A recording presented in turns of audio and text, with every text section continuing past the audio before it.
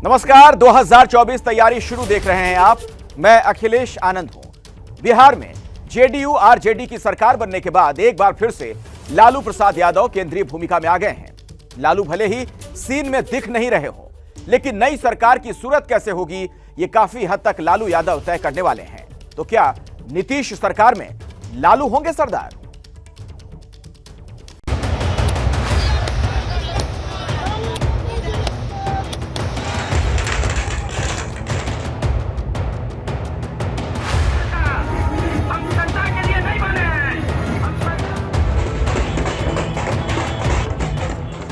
नई सरकार बिहार में बनी है और नए मंत्रिमंडल को लेकर मंथन हो रहा है दिल्ली में। नई कैबिनेट का खाका तय कर रहे हैं आरजेडी के सुप्रीमो लालू प्रसाद यादव। शपथ लेने के बाद तेजस्वी यादव कल सीधे दिल्ली पहुंचे ताकि अपने पिता और आरजेडी सुप्रीमो लालू यादव से मुलाकात कर सकें और नए मंत्रिमंडल में अपनी पार्टी और सहयोगियों की नुमाइंदगी पर चर्चा कर सकें।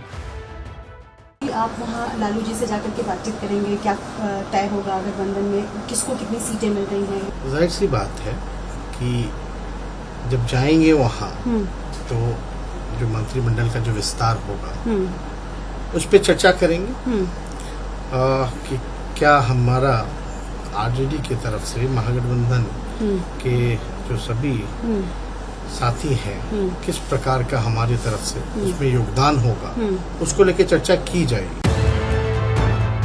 इसका मतलब ये हुआ कि नई जेडीयू आरजेडी गठबंधन की सरकार में लालू यादव एक बार फिर से एक बड़ा फैक्टर रहने वाले हैं। तो क्या नीतीश के नए मंत्रिमंडल में लालू प्रसाद यादव की छाप भी दिखेगी? क्या नीतीश सरकार का रिमोट कंट्रोल लालू के हाथ में रहने वाला है? लालू प्रसाद यादव भले ही मुकदमों और स्वास्थ्य कारणों से पहले की तरह राजनीति में ज़्यादा सक्रिय न रहे हों, लेकिन सच्चाई ये है कि आज भी बिहार की राजनीति उन्हीं के इर्द गिर्द घूमते रहती है। यही वजह है कि आरजेडी और जेडीयू के बीच जो गठबंधन हुआ है उसके एक सूत्रधार लालू प्रसाद यादव भी रहे हैं। लालू प्रसाद यादव पिछले करीब एक महीने से इलाज के लिए दिल्ली में हैं। वो फिलहाल दिल्ली में अपनी बेटी और सांसद मीसा भारती के घर पर ही रह रहे हैं। लालू नीतीश और तेजस्वी के शपथ ग्रहण समारोह के लिए भी पटना नहीं जा पाए, लेकिन सारी हलचलों पर उनकी पूरी नजर बनी हुई थी। फिलहाल नए मंत्रिमंडल की सूरत तय करने में उनकी अहम भूमिका रहने वाली है। 2015 के चुनाव के बाद जब जेडीयू आरजेडी की सरकार बनी थी, तब भी लालू ने जो फॉर्मूला तय किया उसमें 12 मंत्री नीतीश की पार्टी जेडीयू के थे तो 12 ही मंत्री लालू की पार्टी आरजेडी के, जबकि 4 मंत्री पद कांग्रेस को दिए गए। इस बार मंत्रिमंडल में आरजेडी और दूसरे सहयोगियों की भागीदारी का क्या फॉर्मूला रहता है, ये तय करना भी काफी हद तक लालू के हाथ में ही है। 2015 में महागठबंधन में लालू यादव और नीतीश कुमार दोनों ही एक साथ थे और इनके पास मिलकर अच्छा खासा आंकड़ा आ गया था, जिसमें आरजेडी को 80 सीटें मिली थी। कम सीटें मिलने के बावजूद लालू यादव ने ही नीतीश कुमार को मुख्यमंत्री बनाने का रास्ता साफ किया था। अब एक बार फिर पर्दे के पीछे ही सही, लेकिन लालू की भूमिका अहम होने वाली है।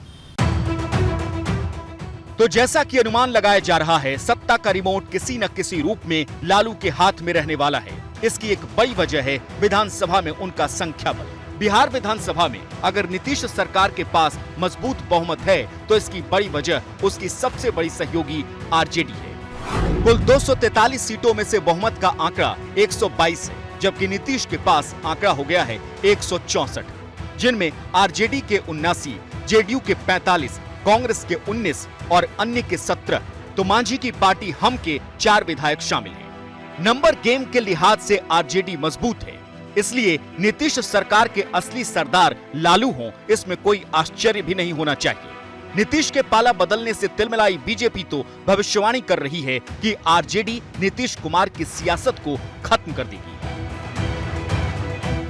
सम्मान तो कितना दिया तेजस्वी यादव ने, मैंने देखा है कैसे शब्दों का सदन के अंदर प्रयोग किया, वो भी हम लोगों ने देखा है। और जिस तरह के उनके कारनामे रहे तो ये लगा कि निसहाय मुख्यमंत्री हो गए हैं।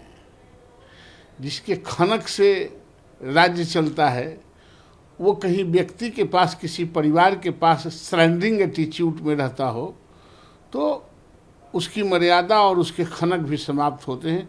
निसहाय मुख्यमंत्री नीतीश जी को कहते हैं। तो बीजेपी नीतीश कुमार को लालू यादव और उनकी पार्टी का डर दिखा रही है, लेकिन जेडीयू के राष्ट्रीय अध्यक्ष राजीव रंजन सिंह उर्फ ललन सिंह कह रहे हैं कि जेडीयू को तो बीजेपी ही खत्म करना चाहती थी।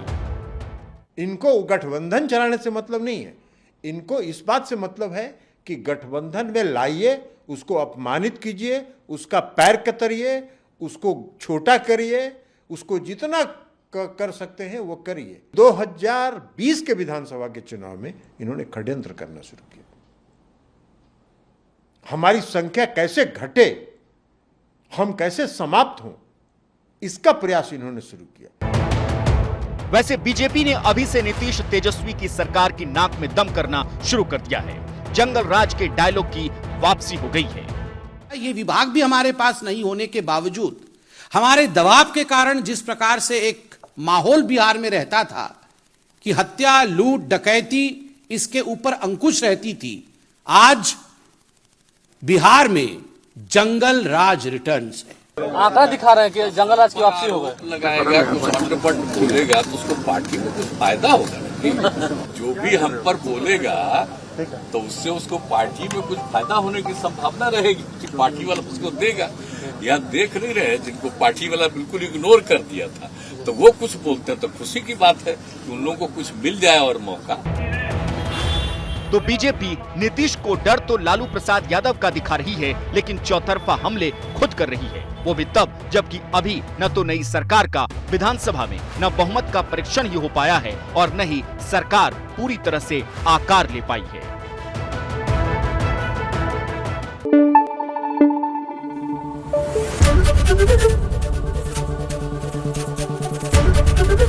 एबीपी न्यूज आपको रखे आगे।